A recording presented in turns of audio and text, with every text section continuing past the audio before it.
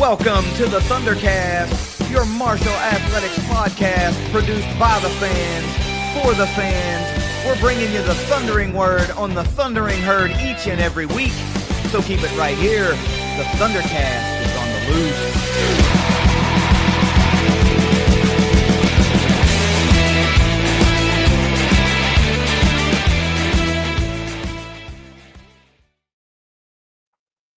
Welcome back to another episode of the ThunderCast. It's Russ and Jed back with the midweek, all kinds of news stuff. And Jed, I already know what you're going to say.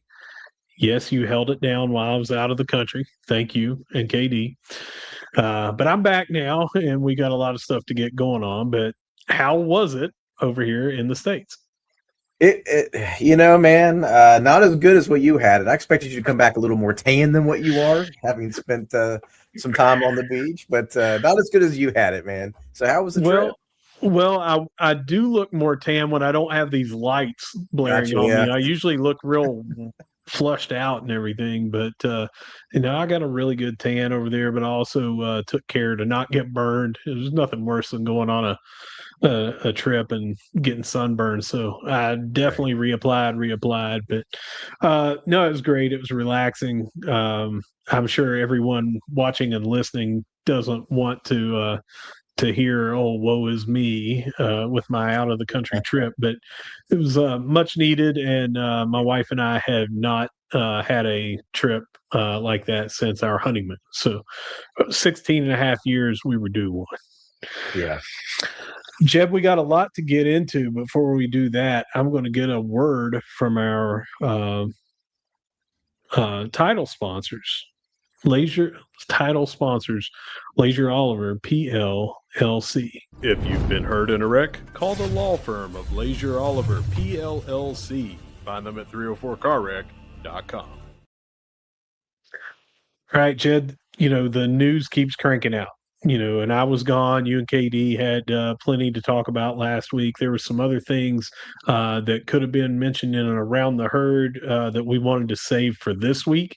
So I have some of these things that we're going to talk about in and around the herd when you're handling the show. Some of them happened the week before. Some of them happened this week. But we wanted to bring you up to speed, the watcher and the listener. And while you're there, no matter what platform you're on, make sure you're hitting like, subscribe, whatever, so you can get notified anytime we have new content coming out. KD and I have that great series going on right now, the Position Group Breakdown series, and it's winding up. I know you enjoy that, right? Absolutely. It's a series I look forward to every single year, and I need you guys to hurry up and record the next one because I'm caught up and ready. Well, we hope to do that tonight if KD's schedule allows. We're going to have that. This show will be up on Thursday morning. We hope by Friday morning we have another episode of that. But right around the corner, Jeb, we've got game previews, game recaps. We've got this show, and we're going to have that same segment same episode getting to know our opponents in football. So we're going to have 4 episodes a week, just like we did last fall, and that's coming up in right at a month. So make sure you hit and like and subscribe so you get those notifications. But Jed, let's take your company, ignite.link. Let's give them their props as they give us 5 things every herd fan needs to know this week. And now, here are at least 5 things every herd fan needs to know this week. As always, brought to you by Ignite.link, the Tri-State's premier IT management team. All right. We are going to start it off with Madison Borders wins the Kentucky Women's Stroke Play Championship, Jed. That just happened. And that is the second Marshall player that has won a state champion tournament in the last month and a half, something like that. But this just happened. This was over in Bardstown, Kentucky. Marshall Senior Madison Borders, a furious rally at the 7th Annual Kentucky Women's Stroke Play Championship on Tuesday. Earned a victory after birdieing the first hole of a playoff to win the title. However, to get there, She rallied from 3 shots down in the final 3 holes. A birdie on 18th forced that playoff, and then a birdie on the very first playoff hole to win. And this was a little extra special because it was in her hometown of Bardstown, Kentucky. Yeah, that's really cool, man. Love to see, our student athletes, being able to compete in things like this and do really, really well and well, heck, win them. That's great. Great to see that. Congratulations to Madison, man. That's super cool. Love hearing these cool stories and love being able to talk about that and congratulate, these student athletes when they do these things. It goes to show that these we deal with some very talented athletes that come through our ranks here, and so super proud of her for sure. Did if what I said about the 3 strokes on 3 holes and then the birdie on 18, the birdie on the playoff, if that didn't sound crazy enough, going into this final round, she was down 7 strokes to the leader, and then the very first hole had a triple bogey, ended up down 8 strokes, but from there used a stretch of 3 birdies and 5 holes, the last of which came on the par 3 8th hole to pull back within 2 strokes, and then on the back 9 just kept the pressure on, birdies the final 3 holes, forces that playoff, and then birdie on the very first playoff hole. It's 4 birdies in a row on 4 holes to win this. It's great, man. Just really great. Ice in your veins right there. Yeah, it is. Talk about, putting the pressure on yourself to come back and to win. Because typically, you would not typically, but you would see a lot of times, okay, you're back 7 shots, you bogey, triple bogey, the first, and you've set yourself kind of in a pit. You're not really going to be able to dig yourself out of it. And you just settle, I'm just going to try to play a consistent game. But she decided, nope, I've got ice in my veins. I'm going to go out here and just win the whole dang thing. So I would have been kicked off the course for throwing my clubs in whatever water hazard I could get to after being down 7 and hitting a triple bogey. And she just said, "Nah, I got this." It's the scene in Seinfeld whenever Mr. Peterman gets the golf clubs. Yeah, and it's exactly like, oh man, he was really angry. He must have been a really angry player or whatever it was. The line was. That would have been me too. But just how special that is in her hometown, and then to win it that way. You're right, ice water in the veins. But hats off to Madison Borders, man. That was really cool.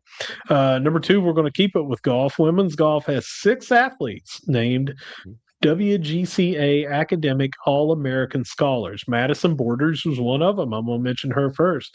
Then you got Abby Bull, Olivia Cochin, Maddie Hudson, Taylor Sargent, and Savannah Hawkins, and 6 on that.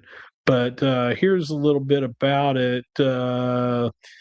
Have to have an overall cumulative grade point average of 3.5 or higher, be an amateur and on the team's roster through the conclusion of the team season, and have played in 50% of regularly scheduled competitive rounds during the year nominated. We talk about women's golf all the time, how they are up there 3.9 to 4.0 some semesters. So we know that we got a lot of them. But you have to have participating in 50% of the matches or holes or whatever. You got it, all this different stuff that you got to have in 3.5 or higher. 6 of them made that. So that's just crazy good. Yeah, that's awesome, man. And since Katie's not here, we're going to call it out. Differentiator right there. Differentiator. And we've got many differentiators that we're going to talk about, because just about all this stuff, except for Madison winning that tournament, that Kentucky tournament, all this is about academics and off the field stuff that we're going to talk about in 5 things. Speaking of which, number 3, cross country and track and field was named USTF CCCA All Academic Program, and that is the 4th year in a row that all teams in this program have gotten this honor. So you've got track and field, for the men and for the women. You've got cross country for the men and for the women. Technically, you've got indoor, outdoor. I don't know if they split that on the academic. I know they do in the Sun Belt. It's actually 6 different programs. So you've got anywhere from 4 to 6 programs on here, and each one of those have now won this 4 years in a row. Yeah. Well, again, we're talking about this. It's we've talked about this all the time. These student athletes come to learn, get their degrees, and to participate in the athletic events that they participate in, and that's a lot to carry. And regardless of the scores at the end of the season as far as their athletic achievements, which the track and field has obviously been on the uptick and doing very, very well. They're really performing high in the classroom. And so that's a lot of work and a lot of effort that gets put in there. And speaks very, very highly of the program and those student athletes that they're performing in the classroom and out on the track. And so that's fantastic. And that's just pretty incredible to me that they're able to be able to handle that load, handle the social life, handle, just every other event and things that they have to do in their lives personally, with then add the schooling and their athletic events on top of that as well, training and all of those things. So it speaks very, very highly of a very disciplined group of people, and those group of people who are going to be very successful later on in life. And love to see it, man. Love to see that these kids take their athletic achievements just as important as their academic achievements, and are being honored for it. So this is fantastic. Love to see it. Let's talk about balance. The women had a 3.42 and the men had a 3.40. So it wasn't like they got carried by the women or they got carried by the men. They were both right there at the same. This was the 4th year in a row, but all 3 seasons under Coach Keith Roberts, director of cross country and track and field. He's over all that. All 3 seasons he's been here. Of course, they have now won that. We had 4 athletes individually that were named, and that's not going to be a separate thing. We're just going to talk about it here. But when you hear these 4 names, Jed, these are 4 names that are not just something that, well, they're a bookworm, it's helping. Think about how often these were a thing on the 5 things, for breaking a record, for earning a medal or points or whatever in the conference. Cam Hamby, 3.71. Ryan Mukhtar, 3.60. Laura Check, 3.65. And Markayla Moore, 3.61. All 4 of those, had wins this year. All 4 of those scored. And Laura Check, I think, got the gold there. Cam Hamby was right there for the gold. And Markayla Moore, how many victories she had, how many second place victories she had, or second place finishes. Ryan Mukhtar, the same. It's just insane that these 4 did that well on the track and in the field, and then did this well in the classroom as well. Right. And something to note, I think, is kind of neat as I was looking at the notes here. Ryan Mukhtar had a 3.6 GPA in biochemistry. Yes. Let's read those off. That's a good point. Cam Hamby, a Master's of Sports Administration. Ryan Mukhtar, biochemistry, like you said. Laura Check, a Master's of Exercise Science, and Markayla Moore in Health Sciences. Biochemistry stands out, but a couple of masters, and it's just right. You got master's programs and biochemistry, and these aren't just general studies, that I would have struggled with, just on my own without playing sports. Like these are pretty advanced things that they're doing. Remedial underwater basket weaving. That's one. Number 4, we're going to keep it again with the academics, is volleyball wins the AVCA Team Academic Award. And I've got a lot about it as well, but let's see here. Team earns additional distinction being in the top 20% of Division I GPAs. And they finished with Well, I'm trying to find what they finished, but to earn this award, you have to get a 3.3, and they were in the top 20%. So, does not have their score here that I see, unless I'm just overlooking it. But yeah, they earned the team academic honor roll for being the top 20% in volleyball GPAs. And you know how many squads have volleyball? You know, it's well into the 300s. Yeah. Yeah, ton of them to finish in the top 20%. Man, that's crazy. And that high of a GPA, I mean, that means nobody on that team is, the person who's dragging the GPA down from a 4.0 is dragging it down with a very high 3. You know what I'm saying? Like nobody's like 3.6, getting a low grade. Everybody's performing at a very, very high level. And again, and as a team, that's what's so impressive about that too, is you've got all of these players performing at a very high level academically to keep that GPA up. And that's hard to do. I mean, when you're talking individual GPAs and things like that, I get it. That's on one person, but to have it collectively that way is insane. I mean, that's crazy. And that's very cool. Very cool.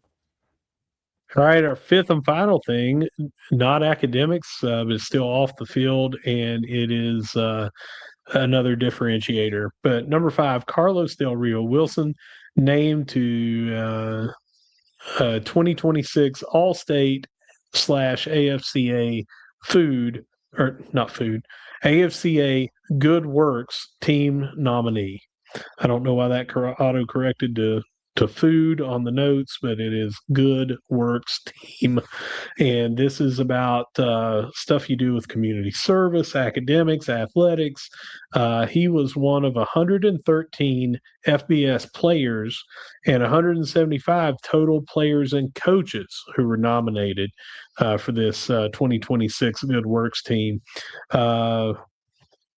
Thinking about everything that he has done on the field, you think of the quarterback as the face of the team, the star of the team, and that sort of thing. And here he is getting something for academics, athletics, community service, the entire package. That's pretty daggone cool. Very cool. And we've talked about this before, and we've seen this with all of our programs, and you hear student athletes and those who have graduated from Marshall talk about this is they talk about community. And one of the things is they talk about is the community getting involved with the athletic program and with the athletes, things like that.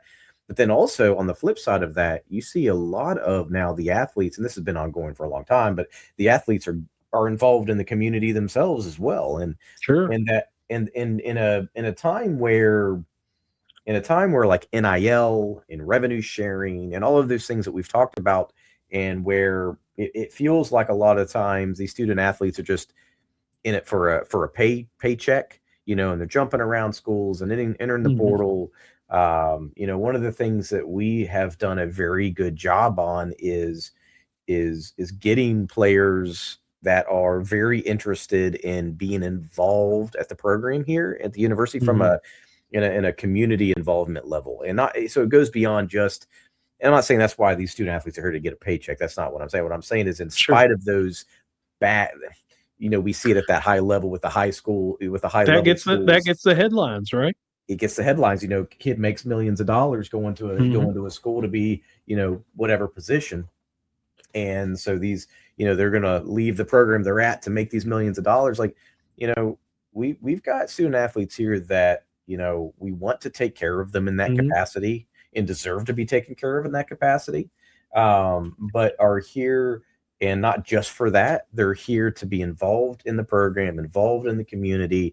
And then it's great that we have a community that loves that and embraces that. And it's just that tightness between Huntington and the surrounding areas to Marshall. I love that. And very cool that he's gotten that award, because it means he's putting in work above and beyond just, in practices on the field, academically, and all those things he's already having to do, but then putting that work in the community as well. And so I think that's awesome, man, because you can it just really helps you get behind a kid like that. And not just from a football standpoint, but in a success in life standpoint, right? This is now somebody that, we're going to be behind after he graduates and wish him the best in his success in whatever career he chooses, whether it's in furthering in football or whatever.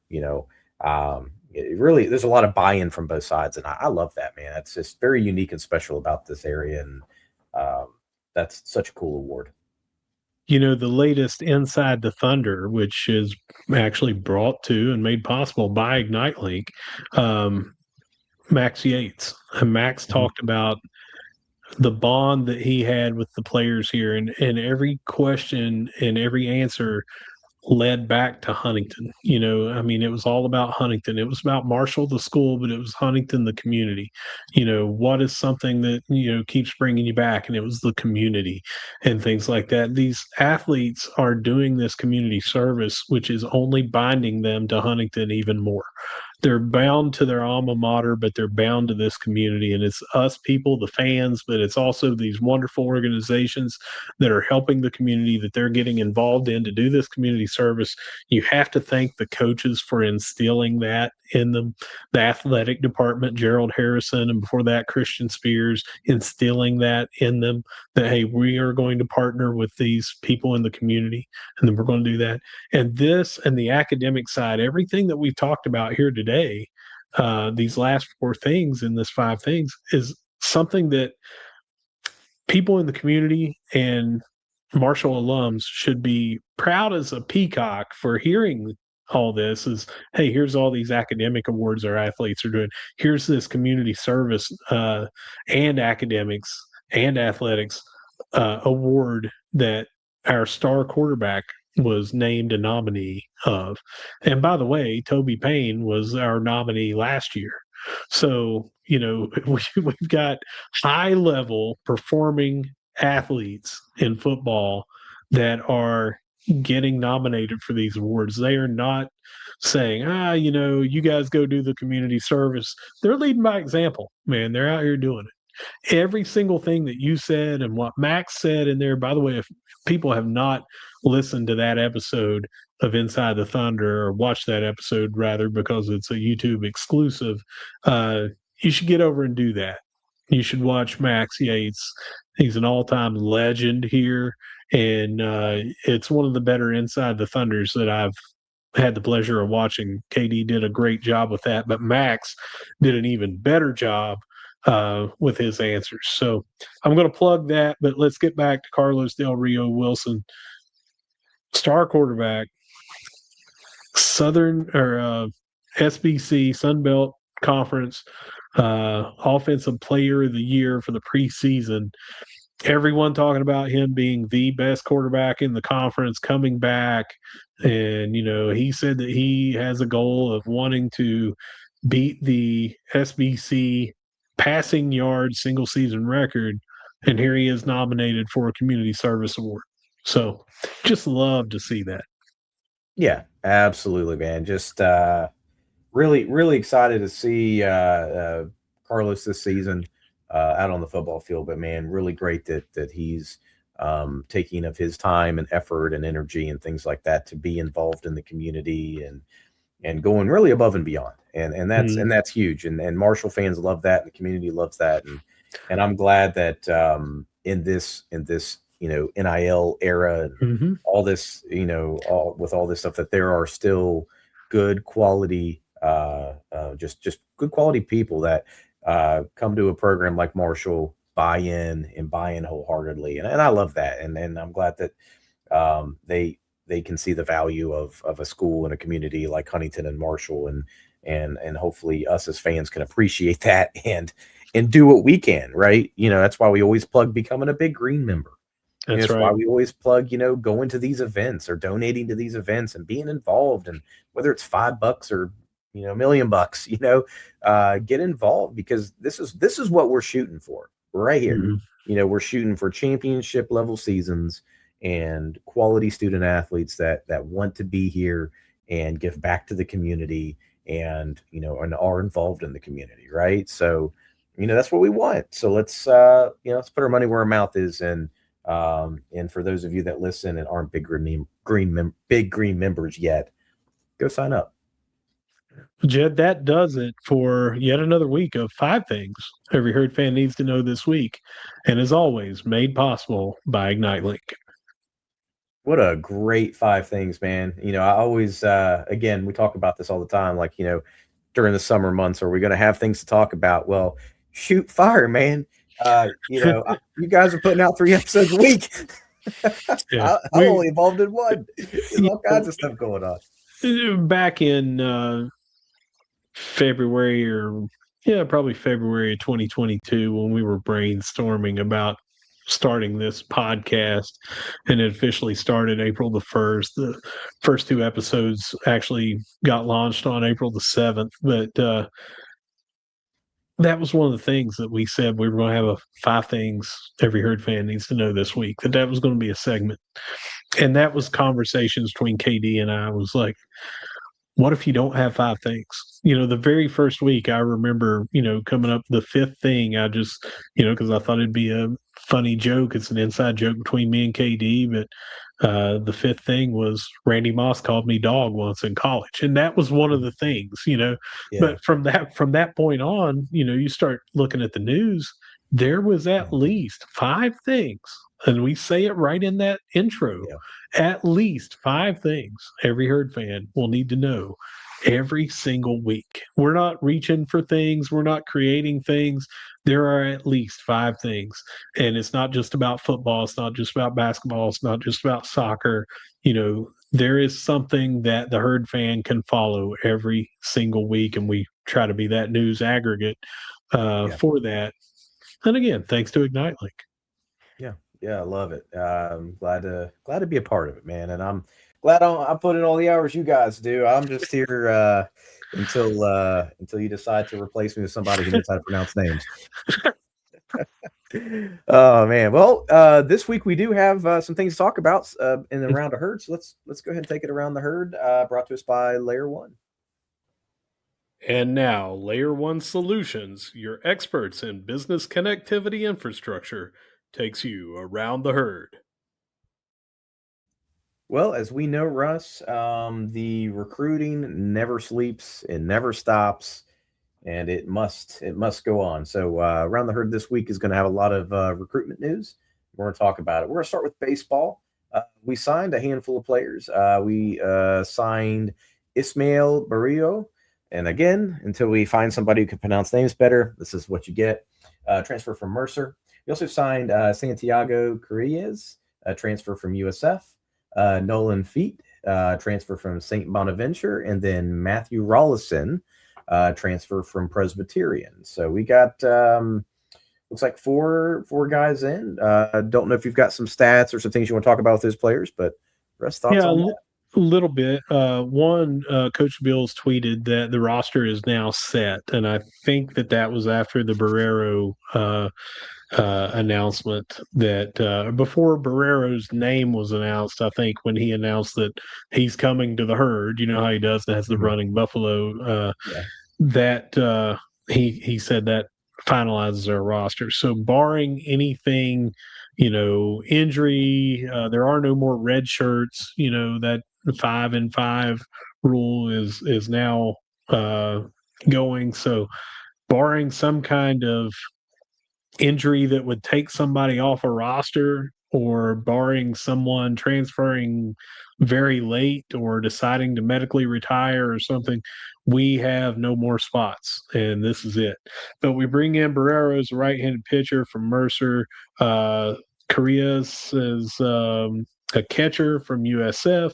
Feet is a left-handed pitcher from St. Bonaventure. And Matthew Rollison, I've got him listed as third base because he spent the majority of his time at third base for Presbyterian, but he also logged some time at first base, so he has a little bit of versatility there. A lot of pop in his bat. He was a sophomore last year, but came in second in home runs, led him in triples, was leading in OPS and slugging. So a lot of pop in his bat, and maybe as he continues to get a little stronger, might have a little more power. So good pickup there. It's always good to get a left-handed pitcher. Whether they're a starter or a reliever, you can never have too many lefties at your disposal. And got another catcher, kind of highly touted in Chris. So 4 good pickups, and can't wait to see. Fall ball is going to be going on here a couple of months now. Start to get over to the Jacks, see them play a little bit, and before you know it, man, it'll be February, and we'll be talking about the season starting. Yeah, it's crazy. It just seems like this as I get older, you've got kids and school age kids, and it just seems like this goes faster and faster every year. It just seemed like we were, seasons had ended, we were winding down everything, and now here we are talking about, things spinning right back up. So excited to see it. I mean, especially coming off a little bit of a disappointing season last year. Yeah, there's some injuries and some things. Injury bug. Yeah. And we were hoping to see it tick up, and it kind of went to tick down. So but really excited. I think we've this herd baseball team's got definitely got a uphill trajectory ahead of it, and I think it can get to where herd fans want to see it. So very excited to get that season underway and get that started. Track and field picks up a local kid, Kenyon Evans from Wheelersburg High School. He will be joining the jumps group, from what I am reading here. And as we know, Russ, that's been a pretty successful group thus far. Yeah, just brought on a new coach, as you remember, that will be focusing on jumps. We talked about that over the last month, and they were already performing very well last year, in the jumps categories. I always love to see these local athletes. Seems like we get a lot of them with track and field, and you don't have to be in West Virginia to be local. Sometimes you see the West Virginia, that state tag after a city or something like that, or a high school, and you think, oh, local. But you can be 6 hours from Huntington and be in West Virginia, but you can be in Willersburg about 45 minutes down the road. Right. So I like to see these local guys come here. That just means their families get to come and watch these meets, and their friends can come and watch these meets, and it just increases the visibility in the area of the university. So always love to see that.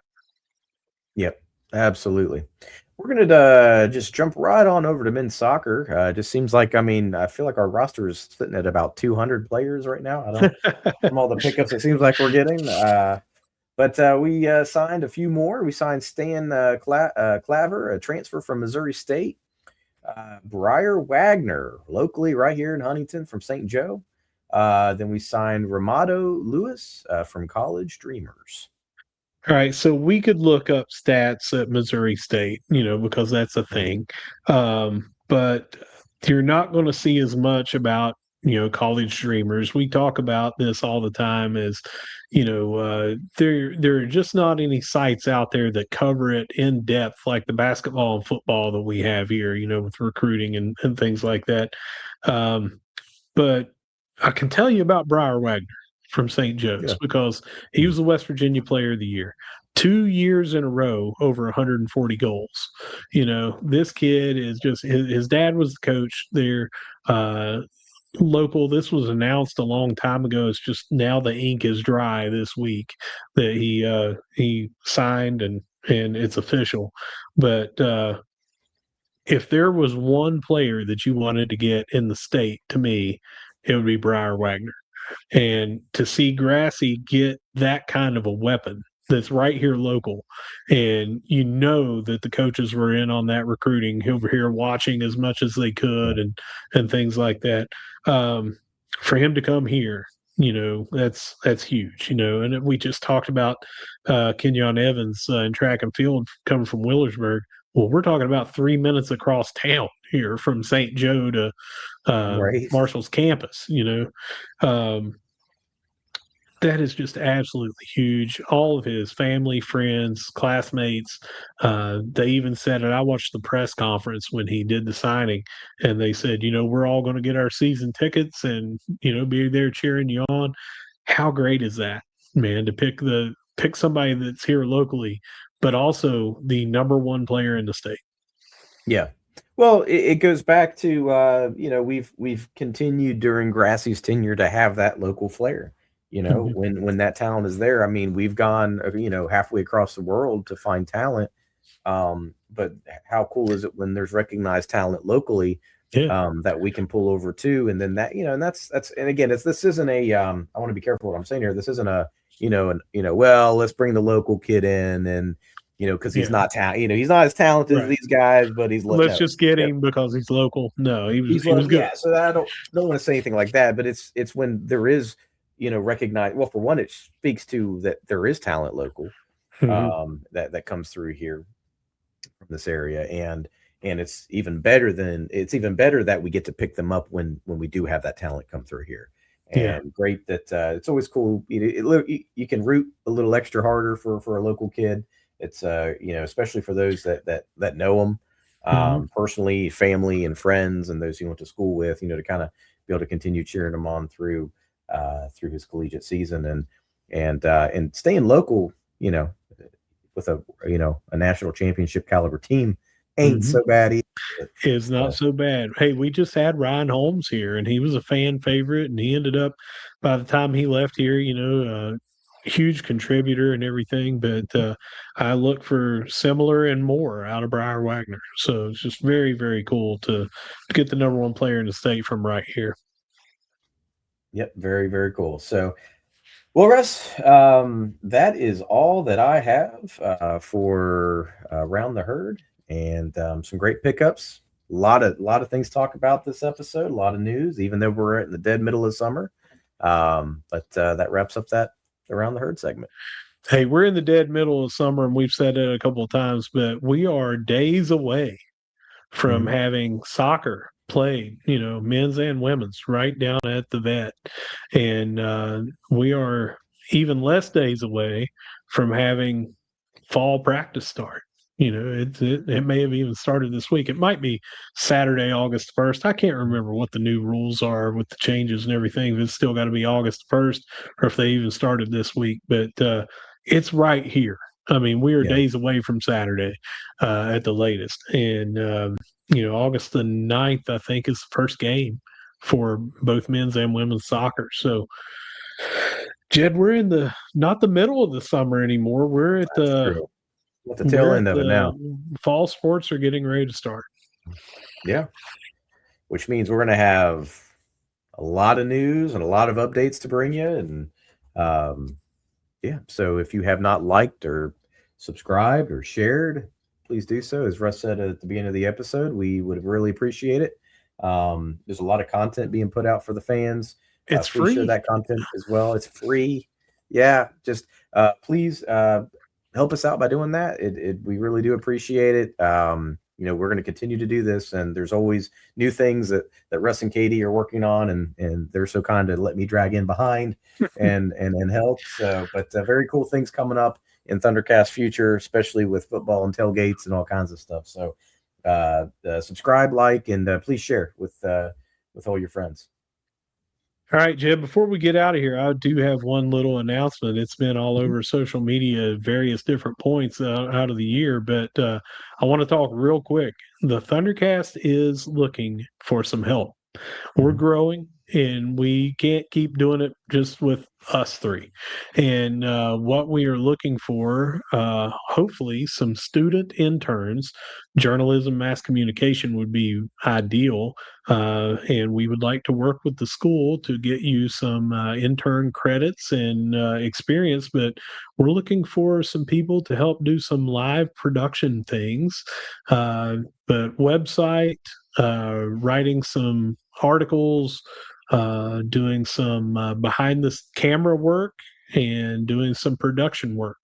So pretty cool stuff that we can do and teach you, but also learn from you. And we would like to do that. So if you have a student, or you are a student watching this, that might be interested, have them give us a call. Emails probably be best, though.